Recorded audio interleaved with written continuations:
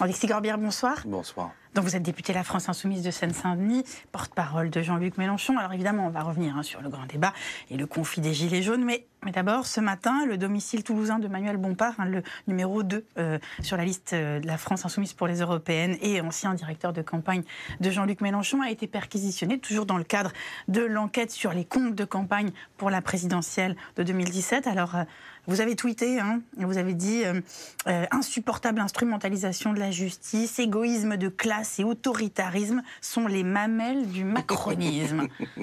C'est le ton Twitter. Ouais. Non, mais il y a une instrumentalisation. C'est le ton Corbière aussi. Oui, enfin, je m'adapte là, je peux être aussi plus agréable. Mais il y a plusieurs choses. Bon, nous pensons, une instrumentalisation de la justice et même de la police. On ne comprend pas pourquoi ces perquisitions. S'il s'agit de discuter des comptes de campagne, toutes les pièces, on est prêt à les fournir. On est prêt à les fournir, qu'on nous les demande, on l'a fait. Je rappelle d'abord que nos comptes de campagne ont été validés par la Commission nationale des comptes de campagne, puis après, parce qu'il y a une campagne de presse, le président de la Commission des comptes de campagne, M. Logereau, avait dit qu'en raison des articles de presse, il souhaitait qu'une enquête soit ouverte, ce qui est quand même une démarche un peu bizarre. Donc on avait déjà subi 17 perquisitions. Voilà, c'était le 16 octobre. Bon, ouais. On n'y revient pas, ou on peut y revenir. Et là, encore, ça continue. Manuel Bompard avait été déjà perquisitionné. Donc qu'est-ce qu'on cherche nous, on ne comprend pas pour quelle raison, si ce n'est un feuilleton, et évidemment tous les effets qu'il y a derrière qui visent à montrer du doigt notre mouvement, à sous-entendre qu'il y aurait un loup quelque part.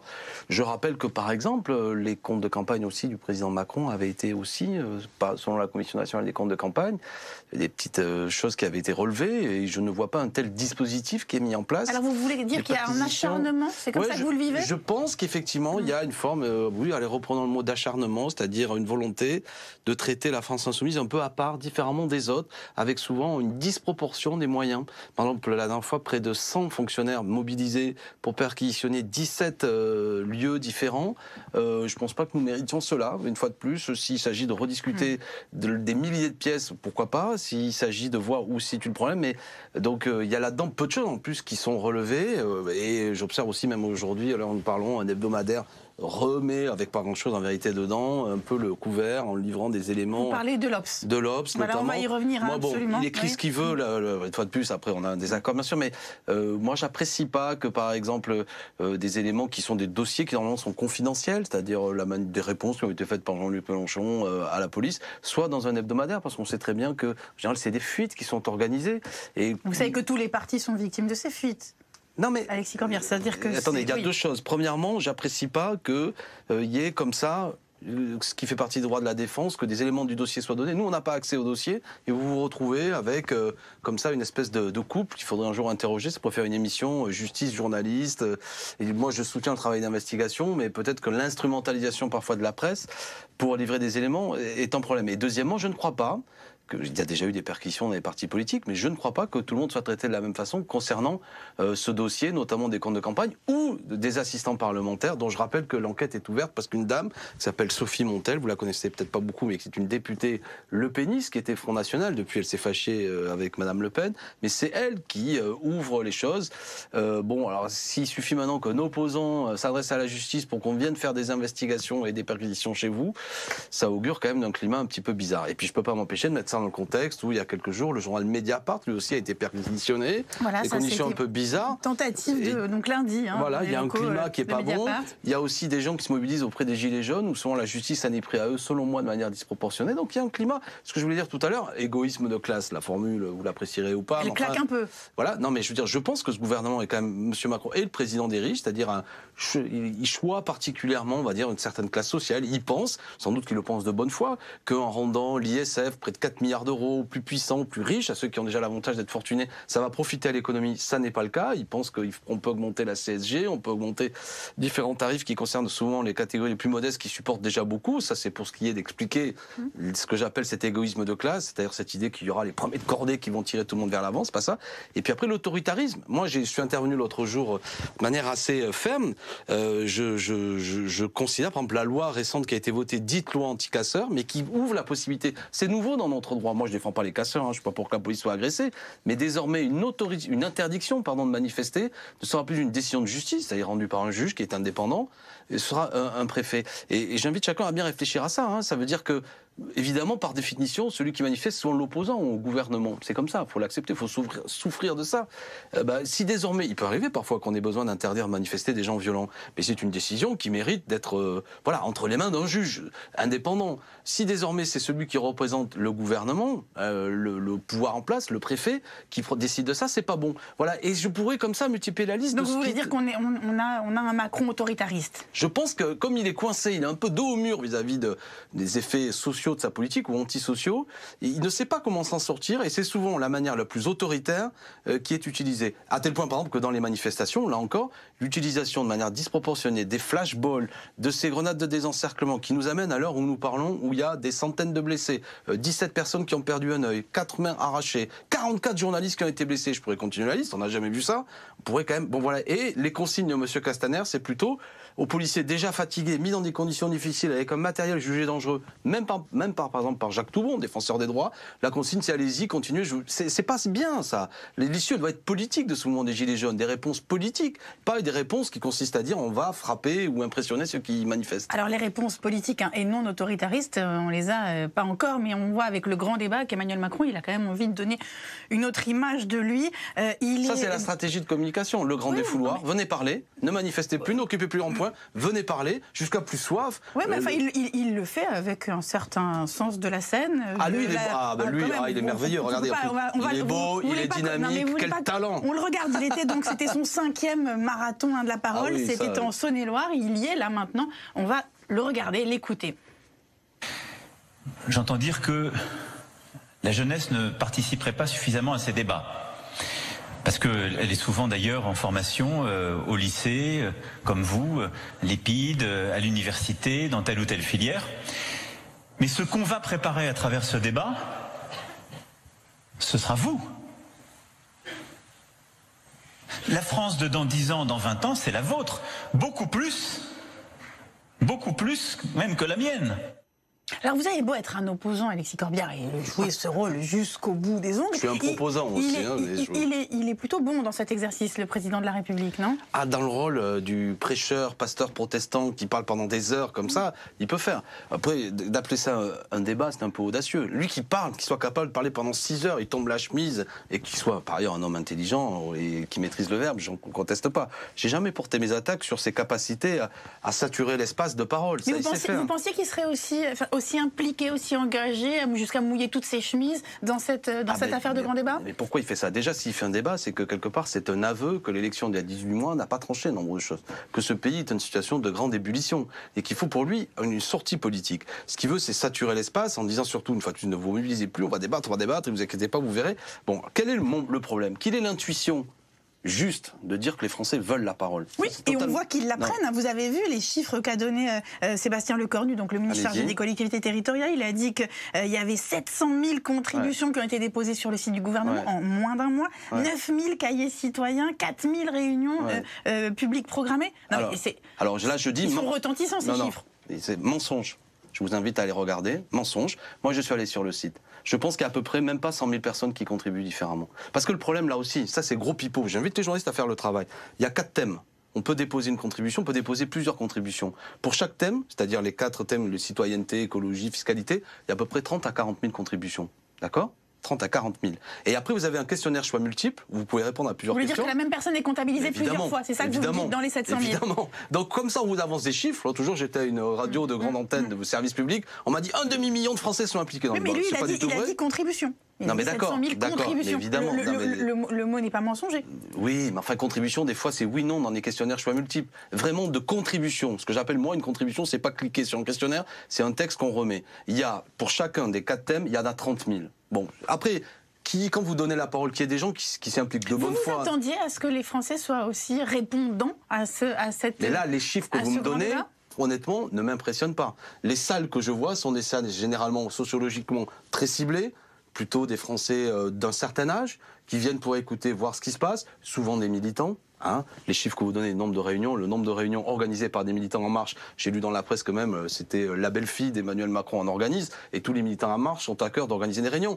qui sont souvent des réunions Tupperware. Mais pourquoi pas? Enfin, ce que j'appelle Tupperware, c'est on discute et il n'en sort rien. Bon, parce que c'est ça le fond du problème. Au-delà, moi, qu'on débatte, qu'on donne la parole au peuple, je suis républicain à fond. Je suis pour la souveraineté du peuple. Mais à la fin, qui c'est qui tranche ou qui va dire ramasse un peu le propos? Qui décide ce qu'on en retient? Et là, d'un seul coup, c'est une seule personne. Il y a quelques garants et c'est le président de la République qui va trancher. Quel thème? On a même vu que des manœuvres se préparent. Je pense qu'elles n'auront pas lieu. Et en train de faire un référendum le jour de l'élection pour emboucaner, si je me permets l'expression, un peu tout le monde. Vous désavouez cette hypothèse de référendum. C'est une manœuvre grossière. Qu'est-ce que c'est les thèmes qui montent de la part des Gilets jaunes? Notamment. Vous vous souvenez quand même que Jean-Luc Mélenchon, il voulait faire de ces élections européennes un référendum anti-Macron. C'était l'occasion. Mais s'il y avait un vrai référendum à coller au scrutin européen. On est d'accord. On prend date. Peut-être que je dis une sottise. Il n'y aura pas de référendum. Précisément parce que le piège que même M. Macron, à mon avis, comprend, c'est que s'il fait un référendum, ça va se retourner contre lui, ça va inviter les gens à manifester. Et je pense que M. Macron se félicite... Mais c'est vous qui disiez que ce référendum était potentiellement un piège tendu par le pouvoir. Donc là, oui... on est en train de dire la même chose. C'est-à-dire que si M. Macron termine en disant je vais faire un référendum, ce que je propose, j'ai entendu les Français, on va limiter le nombre de députés, on va soi-disant faire du toilettage institutionnel, mais jamais on va interroger les pouvoirs du président. On va faire 2-3 bricoles, on va limiter à 80 sur la route, et puis qu'est-ce que j'ai entendu? Revenir peut-être sur le non-cumul des mandats.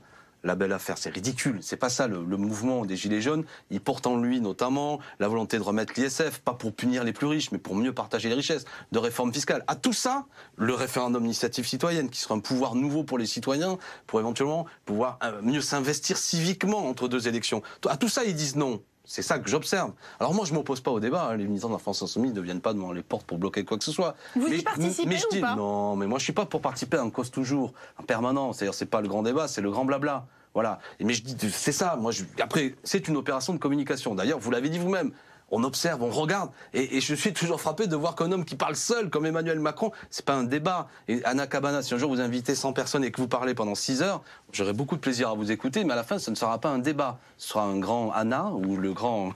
Vous voyez, j'ai arrêté les jeux de mots. Mais non, vous voyez ce que je veux dire, c'était le débat, c'est une fois de plus, si le peuple prend la parole, le peuple reste souverain jusqu'au bout. Et le peuple devra décider ce qu'il retient. Là où il y a une astuce, où il y a un loup, si je puis dire, c'est que on a bien vu, à la fin, c'est le président tout seul, c'est-à-dire le monarque. Et là-dessus, on revient sur des figures historiques. Notre histoire de France est reconvoquée, connue. C'est-à-dire le roi convoque les États généraux, et normalement, c'est lui, à la fin, qui retient des thèmes, ou du moins qui demande aux États généraux de prendre telle ou telle décision. Et on sait que c'est de ce désaccord qu'après est né un grand événement marquant de la République. Et notamment aussi, je termine sur mes références historiques, mais sans doute que je digresse, c'est aussi par une fiscalité plus juste qu'est née la Révolution française. Donc, moi, ce dont je me félicite, c'est que notre pays est dans un grand état d'ébullition politique. Le mouvement des Gilets jaunes, mouvement complexe, confus, paradoxal, qui porte des choses lumineuses comme parfois des choses très sombres. Voilà. Mais c'est bien de vous entendre le dire. Évidemment. Mais Jean-Luc Mélenchon a beaucoup de mal à le dire. Mais non, mais parce que nous, mais Jean-Luc et moi, nous, on est là pour optimiser les choses, pour essayer à tout moment de dire, voilà, c'est grand, un peuple qui prend la parole, un peuple qui n'est pas assagi, un peuple qui n'est pas, du moins, résigné, qui a envie de prendre ses affaires en main. Bien sûr que dans ce mouvement, sur les réseaux sociaux, il y a parfois des sottises qui se disent. Bien sûr que parfois, parmi les jeunes, des gilets jaunes, ici ou là, il y a des sottises qui se disent de la même façon que parmi les foulards rouges qui ont manifesté l'autre jour, il y avait des énormités aussi qui étaient racontées. Mais essayons de voir où est le mouvement général plutôt que de prendre le particulier pour dire, regardez, c'est des racistes, c'est des antisémites ou je sais pas quoi. Bien sûr qu'ici ou là, il y a des propos intolérables qui ont été dits, notamment sur le terrain du racisme et de l'antisémitisme. Mais c'est absurde, pardon, que de sortir le rayon paralysant et dire le mouvement des Gilets jaunes est un mouvement de racisme. Vous préférez voir la lumière? Oui, enfin, je veux voir là en quoi, parce que il n'y a pas de république sans républicain. Quand des gens disent, et surtout ce qu'ils expriment selon moi, c'est que la Ve République est à bout de souffle. C'est que même si on a voté il y a 18 mois, personne ne peut dire l'affaire est tranchée, c'est Macron. Non, il y a un problème. D'où l'intérêt que nous avons porté, c'est-à-dire une assemblée constituante, comment on débat tous pour passer avec de nouvelles institutions. Moi, l'aspect fort, il n'y a plus de consentement à l'autorité, c'est ça. Mais les gens engueulent tout le monde, y compris des gens comme moi. Vous les députés, vous les élus, vous le président, ils en ont ras-le-bol. Comment on recrée cette confiance entre le citoyen, ceux qui les représentent? Moi, je suis plutôt pour une démocratie représentative. Bon, mais ça, il faut rebrasser civiquement, qu'on redécide ensemble. Est-ce qu'on veut faire peuple? Est-ce qu'on veut faire nation? C'est quoi les nouveaux droits? Et ces nouveaux droits, selon moi, ils passeront par des droits de contrôle des élus, le droit éventuellement de les révoquer, la prise en compte du vote blanc, le vote, pourquoi pas le vote obligatoire, peut-être moins de pouvoir pour le président, plus pour un parlement. Comment on fait en sorte que, aujourd'hui, dans une démocratie où il y a les réseaux sociaux, les chaînes d'infos, c'est plus la même chose. On peut en quelques heures être au courant. Donc, on peut avoir un rapprochement du citoyens par rapport aux élus. Alors que la Ve République, c'est plutôt rester chez vous. Elle a été taillée, et on s'occupe de tout entre 2 élections. Mais elle a été taillée sur mesure par le général de Gaulle, en pleine crise d'Algérie, la guerre d'Algérie, etc. Mais on peut, 60 ans après, revenir sur autre chose. Je crois que c'est ça qu'il faut utiliser les gilets jaunes pour avancer là-dessus. Alors, événement du jour, la France a rappelé son ambassadeur en Italie en réponse, je cite, aux attaques sans précédent de responsables italiens. Ce sont les termes du ministère des Affaires étrangères. Donc, en gros, la coupe est pleine, c'est ce que dit l'exécutif français, parce que la dernière provocation, c'est les mots toujours du gouvernement, c'est la rencontre qui a eu lieu mardi entre le vice-premier ministre italien Di Maio et des gilets jaunes. Est-ce que cette escalade vous inquiète ? Mais qu'il y ait parfois des propos vifs de l'Italie contre la France. Oui, quand même. Salvini a dit que Macron était un très mauvais président. Oui. C'est quand même assez inédit entre responsables de pays fondateurs de l'Union européenne. J'ai vu, il y a parfois le président Macron a parfois des propos aussi insultants vis-à-vis d'autres personnes dans le monde. Et à mon avis, a des attitudes diplomatiques belligènes. Bon, franchement, si le seul argument qui amène à ce retrait de l'ambassadeur, c'est que Salvini a rencontré des gilets jaunes, c'est un peu court quand même. C'est pas une provocation ? Que Di Maio ait rencontré des gilets jaunes, non ? Non, je crois pas, mais enfin bon. Enfin, je sais pas ce qu'il s'est dit. Peut-être qu'il s'est dit des choses intolérables. Non, mais bon, je trouve. Et une ingérence ? Non, là, il y a plutôt une diplomatie, une instrumentalisation pétaradante, la diplomatie pour que... Je veux dire, Macron, il fait de la politique intérieure, il veut faire des européennes, je suis l'anti-Salvini. Bon, Salvini n'est pas le dernier non plus à mettre du bois dans la chaudière. Mais moi, j'ai pas envie de choisir entre le réactionnaire xénophobe Salvini et le libéral pétaradant Macron. J'espère que ces élections européennes doivent être l'occasion de dire les peuples, ils veulent ni de la xénophobie, ni, une fois de plus, de cette politique ultralibérale telle qu'est l'Europe aujourd'hui, qui dresse les peuples les uns contre les autres. Donc tout ça, c'est une mise en scène entre eux. Sur le fond, c'est autre chose qui va s'exprimer, du moins je le souhaite, dans les élections européennes. Mais on en est loin. D'abord, il y a le mouvement des Gilets jaunes qui doit trouver ses réponses. Alors, lors de leur rencontre hier, Emmanuel Macron et Jean-Luc Mélenchon, ils ont évidemment évoqué la question européenne, mais ils ont aussi évoqué le dossier du Venezuela, après donc la reconnaissance lundi par la France de Juan Guaidó comme président en charge du Venezuela. Et à la sortie, on écoute Jean-Luc Mélenchon. C'est pas une bonne chose de reconnaître un aventurier qui se proclame président de la République, comme l'a fait ce monsieur là. Où on va si on fait ça ? Demain, M. Drouet sera président de la République, non ? Si on utilise des méthodes pareilles, une manif, et derrière on change le pouvoir. Alors, Éric Drouet, finalement, il est moins fascinant pour Jean-Luc Mélenchon. Parce que pour nos téléspectateurs, je rappelle que Jean-Luc Mélenchon a écrit un billet incroyable, assez inouï. C'était le 31 décembre sur son blog. Et donc, il livrait avec une forme d'incandescence les clés de la fascination qu'il avait pour Éric Drouet. Là, ça va mieux ? Anna Cabana, je vous en veux. Parce que je vous apprécie. Vous êtes une journaliste précise. Moi, il y a écrit le mot fascination, mais ce qui fascinait Jean-Luc Mélenchon... C'était l'homonymie. Voilà. L'homonymie Jean-Luc Mélenchon, comme moi, est un passionné d'histoire. De la Révolution française. Est un passionné d'histoire et de la Révolution française. Et il s'avère qu'un des personnages issus du peuple, il s'appelait Jean-Baptiste Drouet, et il tenait un poste de garde sur la route de Varennes, et c'est lui qui va rattraper le roi, et qui va jouer un rôle important, à tel point que Napoléon Ier lui dira par la suite « Monsieur Drouet, vous avez changé le cours de l'histoire ». Et Jean-Luc trouvait fascinant que des personnages comme Éric Drouet, c'est-à-dire comme Éric Drouet parmi d'autres, portent le même nom. Plus loin que cette homonymie, souvenez-vous. Oui, non, mais après, ce billet était brûlant quand même. Non, mais Anna Cabana, après, moi je prenais toujours la défense de Monsieur Drouet, de Madame, de tous les noms de ces figures des Gilets jaunes qui sont des gens, les chauffeurs routiers, qui sont, et puis d'autres, on pourrait aller des aides-soignants, des machins, qui sont d'un seul coup ce peuple qui prend la parole, qui met un gilet jaune pour être vu, parfois en disant un peu des choses lesquelles je partage pas complètement, mais je suis pas pour avoir, à un moment donné, cette batterie d'attaques pour les déconsidérer. Tel que ça a été fait. Et je serai toujours du côté de ceux qui diront vive Drouet plutôt que tous ces bavards de soi-disant la gauche traditionnelle qui ne fichent rien, si ce n'est prendre la posture. Voilà, tel que certains le font. Donc moi je préfère parfois me tromper avec Éric Drouet, c'est-à-dire pas l'accompagner s'il disait des choses intolérables, mais ces figures populaires qui disent voilà, faut plus de justice fiscale, etc. Je trouve que c'est beau. Mais il dit quoi ? Il dit pas que ça. Non mais attendez, attendez, si vous m'amenez, moi vous savez au bout d'un moment, je suis allé voir, j'ai pas vu de choses ultra choquantes. J'ai vu même le journal Marianne a fait une enquête sur tous les postes de Monsieur Drouet. On n'a jamais trouvé là-dedans de poste ni antisémite ni xénophobe. Il a publié un poste anti-migrant et il l'a enlevé quelques minutes après. Et il me semble qu'on a tous dans notre vie posté des choses, parfois sur Facebook, on s'aperçoit qu'on a fait une bêtise, on le retire. Est-ce que ça fait pour autant ?